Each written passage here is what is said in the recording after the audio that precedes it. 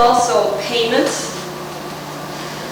Shortly after we opened the hospital in November, according to the Butte Daily Miner, we obtained the county contract to care for the indigent poor.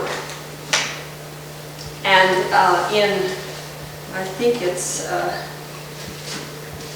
the patients were moved on, well, no, wait a minute. We contracted, the first contract was for $10 per patient per week. But the final contract was $13.50 per patient per week. Now, we had the contract to take care of the poor from 1881 to 83, and then again from 1886 to 1892. And in between, there was a private woman, I think, who ran a hospital. And then there was Workingman's Hospital, and there was Murray Hospital. I don't know how many of those other hospitals held that contract, but it was a rather normal thing for the county to do. I think the county hospital out in Flat had it for a while. Yes, east, yeah. And that was probably down someplace in the 1930s and 40s. No, it was before that. It wasn't before that, okay. And I think that what they took was those who had, like TB and what have you. They may have called it the pest house. They called it the poor farm. The poor farm. And other places sometimes it's, we'll come across that later, it's called the pest house. In 1906, we agreed for $15 a week per patient to provide board, lodging, surgical dressing, medicine, and other hospital attention to emergency, sick, and accident cases of Silver Bow County. 1906. And, another lucky thing I came across, I was searching in our archives at the Mother House, and there was a scrapbook. And what they had used for the scrapbook was the old ledger book for the hospital in 1899. And so every once in a while there was a page that hadn't been pasted over with news clippings. And there's the entries, I think, for March 1899. And maybe there's $50 from the county and maybe $2,000 from mining companies and maybe $300–400 from private patients. So it gives you some idea of where the revenues were. That brings us to another source of revenue for the sisters, for the hospital, and that was the mining, the contracts with companies. Now, we all know the mining companies, but we also had contracts with the railroads. And the mining company contracts,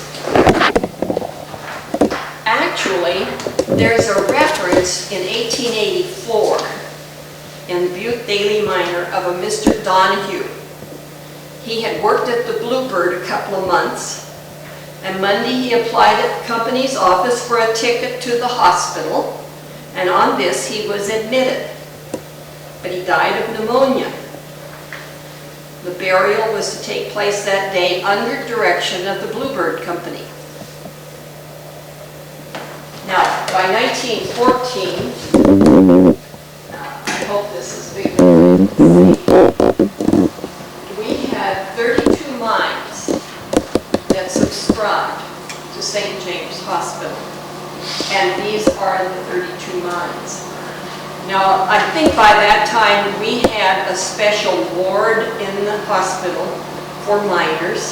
In fact, Sister Catherine O'Neill can point out just exactly where that miners ward was.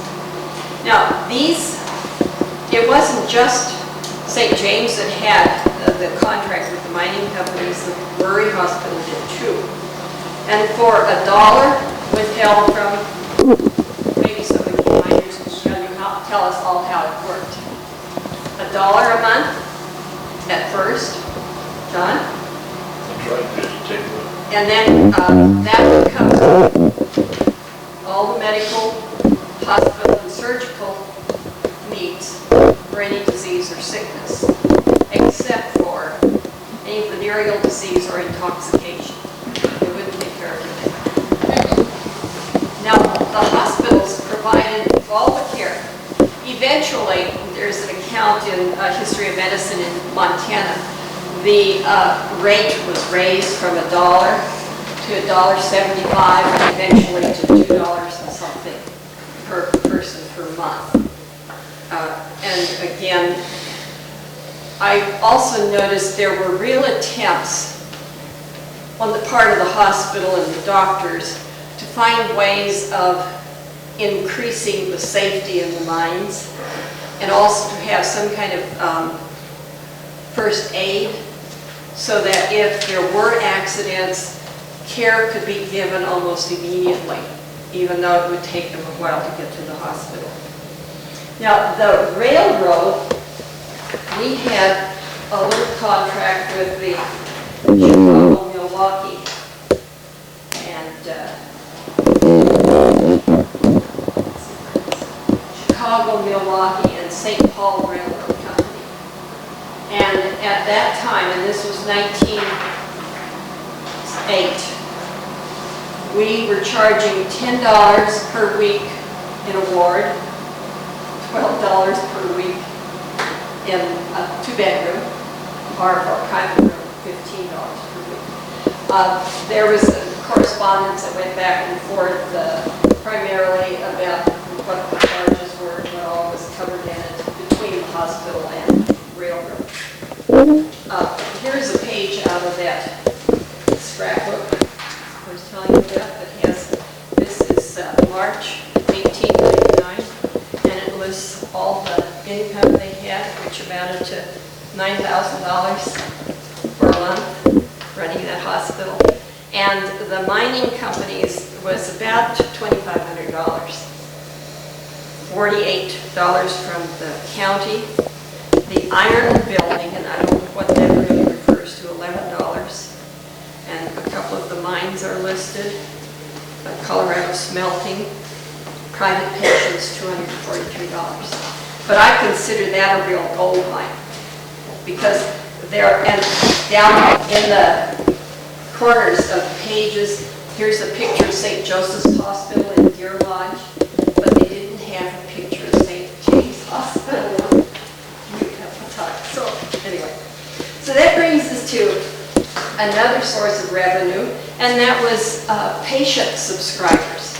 Now, I just came across this, and I didn't know it had existed, and I think it differed a bit from individual people just coming to the hospital. This is a statement made by one of the sisters, and she remained anonymous. It was one of the sisters from St. James. And she says that it's well known that a large number of persons regularly subscribe to this hospital and are cared for here when they're in need. This has been the case since the hospital was founded.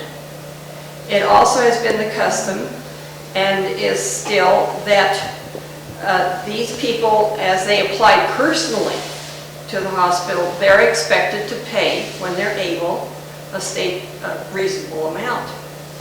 And we have always, and do now, take purely charity cases.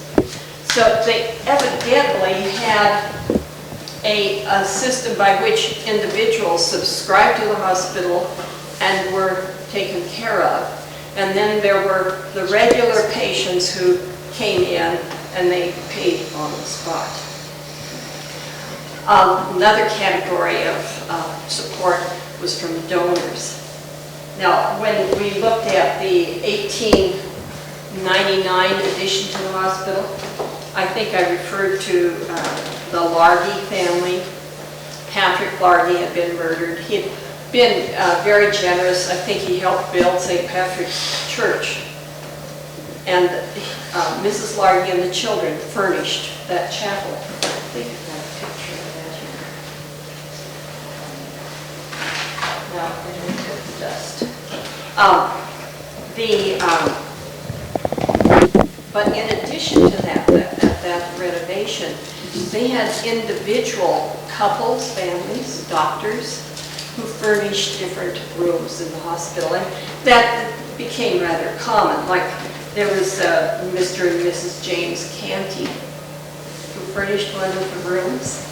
Dr. and Mrs. James Newton Alexander, who was here more